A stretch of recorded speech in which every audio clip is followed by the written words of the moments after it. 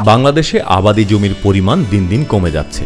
অতিবৃষ্টি, খরা, জলাবদ্ধতা, লবণাক্ততার কারণে জমিতে উৎপাদিত চারা নষ্ট হয়ে যাচ্ছে।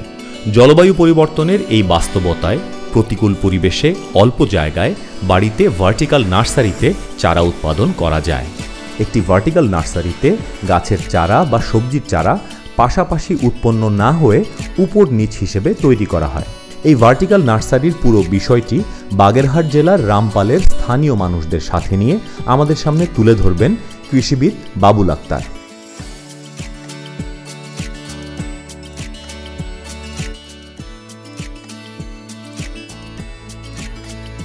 ভার্টিক্যাল নার্সারির ক্ষেত্রে বাড়ির উত্তর এবং পূর্ব দিকের এমন একটি স্থান নির্বাচন করতে হবে যাতে সূর্যের আলো পায়। ভার্টিক্যাল নার্সারিতে একটি উলম্ব অবকাঠামো তৈরি করতে হবে। মাটি থেকে প্রথম তাকটির উচ্চতা হবে 6 থেকে 9 ইঞ্চি। প্রথম তাকটি থেকে দ্বিতীয় তাকটির উচ্চতা হবে 1.5 থেকে 2 ফুট। দ্বিতীয় তাকটি থেকে তৃতীয় তাকটির উচ্চতা হবে 1.5 থেকে 2 ফুট। এভাবে ভার্টিক্যাল নার্সারিটির লম্বাই হবে 3 থেকে 4 ফিট এবং চওড়াই হবে 2 ফিট।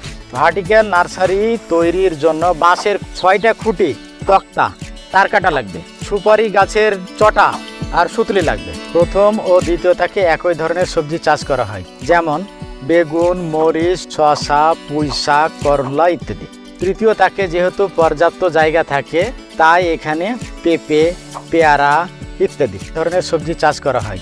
ভার্টিক্যাল নার্সারির মাটি তৈরির ক্ষেত্রে 2 ভাগ ঝুরঝুরে শুকনা মাটি নিতে হবে, 1 ভাগ শুকনা ঝুরঝুরে গোবর নিতে হবে। এরপর গোবর ও মাটিকে একসাথে মিশিয়ে তার সাথে হলুদের গুঁড়া দিতে হবে।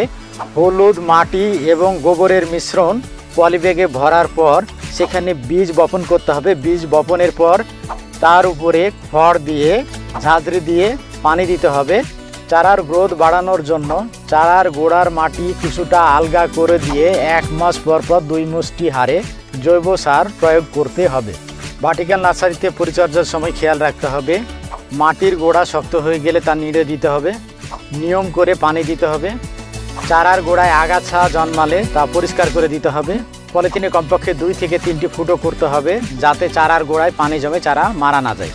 ভার্টিক্যাল নার্সারিতে চারা তৈরি করা একটি টেকসই পদ্ধতি। চারা তৈরি করার পর স্থানীয়ভাবে চারা বিক্রি করে আর্থিকভাবে লাভবান হতে পারে। এক একটা চারা 25 টাকা 30 টাকা বেশি। এই টাকা সংসারে কিছু খরচ করি, তারপরে বীজ, সার, ওষুধ কিনে গাছগাছালিতে দিই। টাকা সঞ্চয় জমা রেখে এই টাকা দিয়ে হাঁস মুরগি খাবার খাবো।